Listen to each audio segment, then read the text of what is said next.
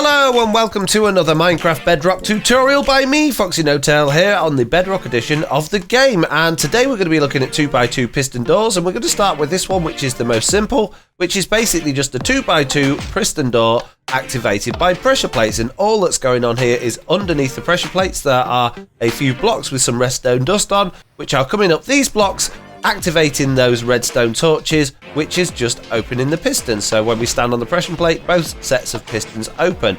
It couldn't be simpler. There's nothing else fancy going on there at all. If you want to learn how to build this, I'm not going to do a tutorial on this, but you can have a world download of this world so you can see it for yourself. There is a tutorial for the flush hidden door at the end of this video. The next one's exactly the same, but a little bit more compact. It doesn't stick out quite as far, so you can stick it in a slightly smaller space. Exactly the same thing happens. Stand on the pressure plate, the doors open, and you can see the redstone on this is very similar. It's just pushed in a little bit, whereas that one had the redstone on the outside of the pistons. This one has it tucked behind, so you can fit it in a smaller area.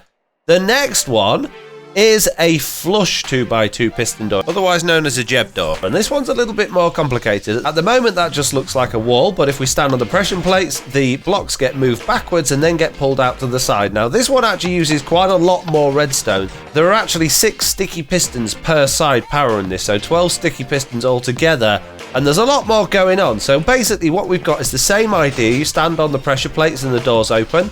That sends a signal first of all through to this green line here, which activates these 2 redstone torches, which retracts the bottom 2 pistons here. So those redstone torches need to activate first, because we need to retract the pistons first before we can pull them out to the side. Otherwise the side pistons won't pull them out. So those redstone torches go directly under those pistons. And they're also linked to this little redstone tower here, which has redstone going on top of those top 2 pistons, which retracts those. Again, that needs to happen quickly. So there's only one set of repeaters going to those redstone torches. We would do it without, ideally, but the way we've got this set up, we actually need the redstone torches to transfer the redstone signal into those blocks. So then we've got the redstone coming into this blue circuit, which has repeaters on 3 ticks. That goes to this redstone torch here, which links to a piece of redstone, and then passes that redstone up through that block, which has more redstone dust on top, so it will fire all 4 of those pistons at the same time. Exactly the same thing over this side. The blue comes to a repeater that's on 3 ticks, which goes into a redstone torch, which links into all 4 of those pistons. So when we stand on the pressure plate, it's going to pull those 4 pistons back first, and then each set of the 4 pistons at the side will pull back, pulling everything apart nicely. So that works really well. That works from both sides. You can walk through and it'll close again, and then you can walk back through this way and it'll close again. So having a flush 2x2 piston door like that is all well and good, but how are we going to use that? Let's imagine we had a secret library and we wanted to use that for a secret entrance. So I've built this little sort of internal side of a library. It looks like we've got library books, and there is a hidden door here somewhere that requires an item. Now at the moment it requires any item because I've not set up an item filter. So if I throw an item down there, that's going to get sucked up, that's going to open up, and it's going to allow me to go through. And then for the way back, there's a button here so I can walk back through, and that will close up behind me, which is really good. So at the moment I've got this set up for any item, but you could use this with an item filter and make it work so you had to have a specific item. And let's look at the redstone for this then. So the pistons that actually do all of the activation are exactly the same as this one. So we've got 4 on each side and 4 at the front that hold the main blocks. So the front 4 retract first and the side 4s retract after that. And the way that works is as follows. When someone throws an item into that block, we have 2 minecart hoppers here which pick it up and they transfer those into those hoppers. On the back of this hopper, as the item passes through to go into the chest, it activates that comparator, which sends a signal through here which comes to this little comparator delay clock. That comparator delay clock then sends a long signal through to these repeaters here, which activate the bottom 2 pistons on our bookshelves.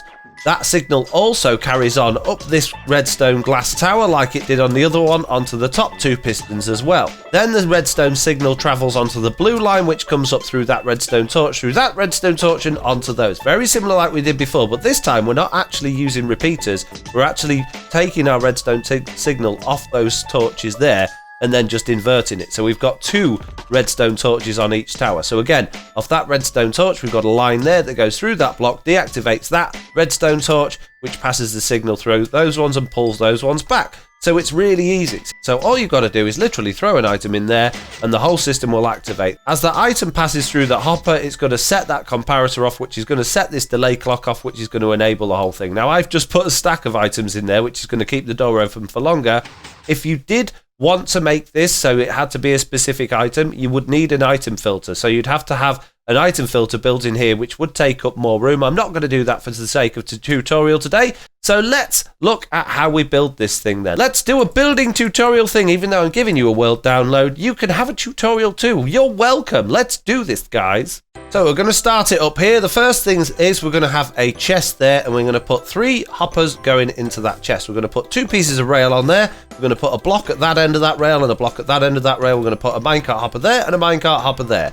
Then we're going to get a comparator coming out of the final hopper. We're going to put a block in front of it and then a repeater there on 4 ticks. We then want 2 comparators facing that way and 2 comparators facing that way, and we want some redstone to link all of that up there like that. Then we're going to grab a couple of planks and put them across there like that, and this is where our door's going to be. So our door blocks are going to be here. Okay, once we got our 4 blocks across the top of those hopper minecarts, we need another 6 coming back that way, and you might as well go a little bit further because that's going to be our walkway. And on the 3rd block back, so 1, 2, 3, we're going to put our first set of sticky pistons. So we're going to put 4 there like that with some bookshelves in front of them.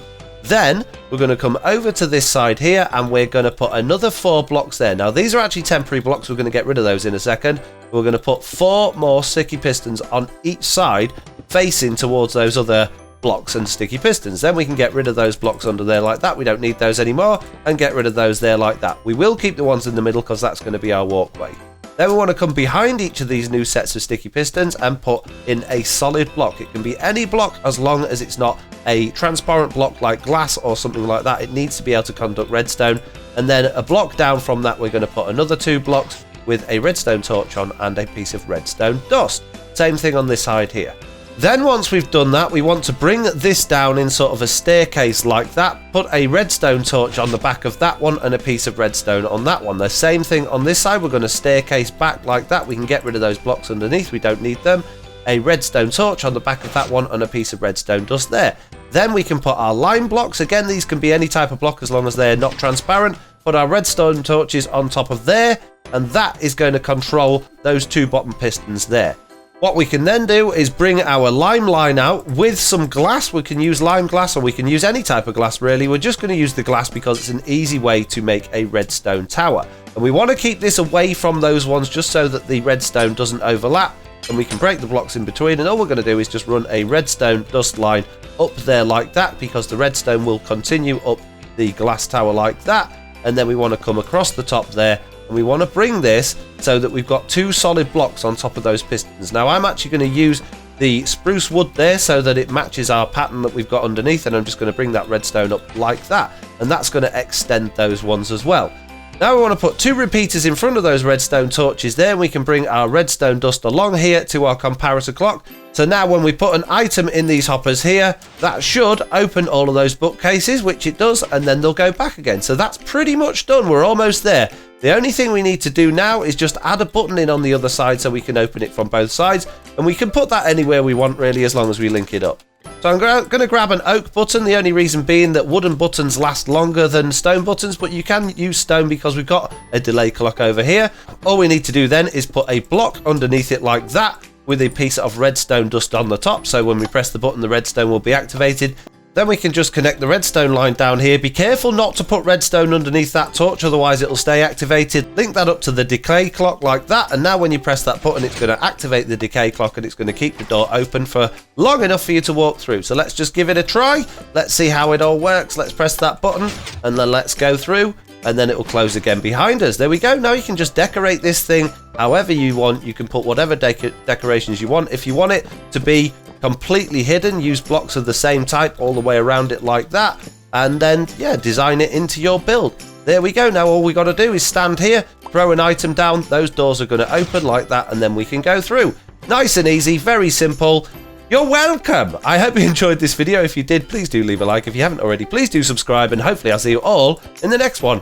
Bye.